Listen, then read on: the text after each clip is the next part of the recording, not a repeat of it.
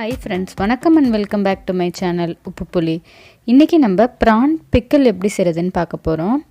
நம்ம சேனல்ல நிறைய prawn recipes போட்டுருக்கோம். பார்க்காதவங்க பார்த்துக்கோங்க. இப்போ இந்த prawn pickle செய்றதுக்கு நான் prawn வந்துட்டு 1/2 கிலோ போல எடுத்து வச்சிருக்கேன். அதை நல்லா வாஷ் பண்ணிட்டு க்ளீன் பண்ணி வச்சிருக்கேன். அது கூட 1/2 ஸ்பூன் அளவுக்கு மஞ்சள்தூள், 1 ஸ்பூன் மிளகாய் தூள் சேர்த்துக்கிறேன். 1/2 ஸ்பூன் அளவுக்கு உப்பு, இது எல்லாத்தையும் சேர்த்துட்டு நல்லா கலந்துட்டு இதை ஒரு 1/4 மணி நேரம் போல் நான் ஊற வைக்கிறேன். 1/4 மணி நேரம் ஊற வச்சாலே போதும். உங்களுக்கு நல்லா ஊறிடும். ஊறினதுக்கப்புறம் தான் நம்ம எடுத்து செய்ய போகிறோம். இப்போது ஒரு பேனில் 2 ஸ்பூன் அளவுக்கு கடுகு சேர்க்குறேன். இதை லைட்டாக 1 நிமிஷம் போல் மிதமான சூட்டில் லைட்டாக வறுக்கிறேன். அதுக்கப்புறம் 1/4 ஸ்பூன் அளவுக்கு வெந்தயம் சேர்க்குறேன். 2 ஸ்பூன் அளவுக்கு ஜீரகம், இது எல்லாத்தையும் நல்லா சேர்த்துட்டு ஒரு 3 நிமிஷத்துக்கு லோலேயே வச்சு நான் லைட்டாக வறுக்கிறேன். லைட்டாக வறுப்பட்டோன்னா உங்களுக்கு நல்ல ஒரு வாசம் வரும். அதுலேருந்து ஜீரகத்துடைய வாசம் நல்லா வரும். அதுக்கப்புறம் இதை என்ன பண்ணுறேன்னா ஒரு மிக்ஸி ஜாருக்கு மாற்றிட்டு இதை ஃபைனாக பவுடராக அரைச்சி வச்சுக்கிறேன்.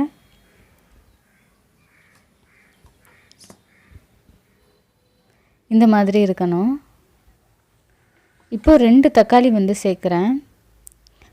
உங்களுக்கு தக்காளி கூட வேணுனாலும் சேர்த்துக்கலாம், அதுக்கு தகுந்த காரம் போட்டுக்கோங்க. இப்போ நான் 4 பச்சை மிளகா சேர்க்குறேன். தக்காளி கூட சேர்த்திங்கன்னா பச்சை மிளகாவும் கூட சேர்த்துக்கோங்க.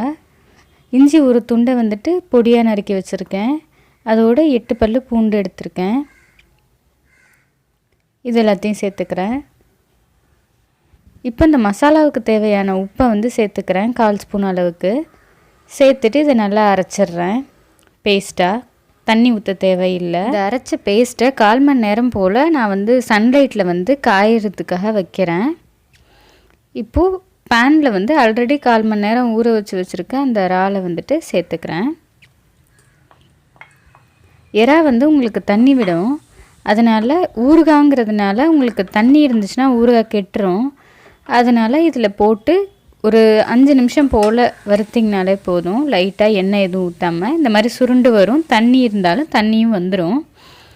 இப்போது ஒரு பேனில் 4 ஸ்பூன் அளவுக்கு சமையல் எண்ணெய் தான் சேர்த்துக்கிறேன். உங்களுக்கு வேணால் நல்லெண்ணெய் சேர்த்துக்கலாம். இப்போ அந்த மசாலாவை அரைச்சி காய வச்சுருக்க அந்த மசாலாவை சேர்த்துக்கிறேன். எதுக்கு காய வைக்கிறேன்னு பார்த்தீங்கன்னா தக்காளியில் இருக்க தண்ணி எல்லாமே கொஞ்சம் லைட்டாக ட்ரை ஆகிறதுக்காக காய வைக்கிறேன். இப்போ 1/2 ஸ்பூன் அளவுக்கு மஞ்சள்தூள், 2 ஸ்பூன் அளவுக்கு மிளகாய் தூள் சேர்த்துக்கிறேன்.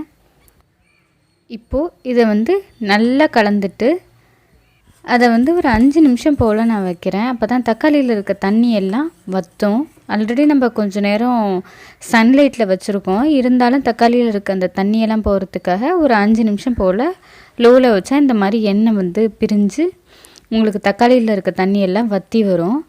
அந்த சமயத்தில் கடுகு, ஜீரகம், வெந்தயத்தை சேர்த்து அரைச்சி வச்சுருக்க அந்த பொடியை 2 ஸ்பூன் அளவுக்கு சேர்க்குறேன். மிச்சம் இருந்தால் அதை ஃபர்தராக யூஸ் பண்ணிக்கலாம். அதனால் எடுத்து வச்சுருங்க. இப்போ 2 ஸ்பூன் அளவுக்கு அதை யூஸ் பண்ணிவிட்டு நல்லா கலந்து விட்டு ஒரு 2 நிமிஷம் வைக்கிறேன் இதை. ஏன்னா வெந்தயம் சேர்த்துருக்கிறதுனால முன்னாடி சேர்த்தா கசந்துரும். அதனால் கடைசியாக சேர்த்து ஒரு 2 நிமிஷம் வச்சுருக்கேன். 1 ஸ்பூன் அளவுக்கு எலுமிச்சம்பழ சாறு சேர்க்குறேன். இது எதுக்குன்னா ஊறுகாய் கெட்டு போகாமல் வச்சுருக்கோம். அதுக்காக 1 ஸ்பூன் அளவுக்கு சேர்க்குறேன். எலுமிச்சம்பழம் இல்லைன்னா வினிகர் சேர்த்துக்கலாம். ஒரு 2 நிமிஷம் இதை வச்சுருந்தாலே போதும். லோ ஃப்ளேமில் வச்சுருக்கேன். அதுக்கப்புறம் ஆல்ரெடி நம்ம ரோஸ்ட் பண்ணி ப்ரான் எடுத்து வச்சுருக்கேன். அதை இந்த சமயத்தில் சேர்த்துக்கிறேன். சேர்த்துட்டு இதை நல்லா கலந்து விட்டுட்டு இப்போ இந்த ப்ரானில் உங்களுக்கு அந்த மசாலாலாம் பிடிக்கணும். அதுக்காக நான் ஒரு 5 நிமிஷம் போல் லோவில் வச்சிடுறேன். ஊறுகாய் செய்யும் போது நீங்கள் மூடி போட்டு மூடக்கூடாது. மூடி போட்டு மூடினீங்கன்னா தண்ணி விட்டு வரும். அப்போ ஊறுகாய் கெட்டுரும். அதனால் மூடி போடாமல் 5 நிமிஷம் லோவில் வச்சுருக்கேன். லோவில் வச்சுருந்தாலே போதும். அவ்வளோதான், ரெடி ஆகிடுச்சு. இதை நீங்கள் 15லேருந்து 20 நாள் வரைக்கும் ரெஃப்ரிஜரேட்டரில் வச்சு யூஸ் பண்ணலாம். அப்பப்போ நீங்கள் தயார் பண்ணி யூஸ் பண்ணிக்கோங்க. நீங்களும் இந்த ஊறுகாயை ட்ரை பண்ணி பார்த்துட்டு எப்படி இருந்ததுன்னு மறக்காமல் எனக்கு கமெண்ட்ஸில் சொல்லுங்கள். என்னோட சேனல் பிடிச்சிருந்தா மறக்காமல் சப்ஸ்கிரைப் பண்ணிவிட்டு பக்கத்தில் இருக்க பெல் ஐக்கான் கிளிக் பண்ணிக்கோங்க. அப்போ தான் நான் ஒரு வாட்டியும் வீடியோஸ் போட்டால் நோட்டிஃபிகேஷனில் வரும்.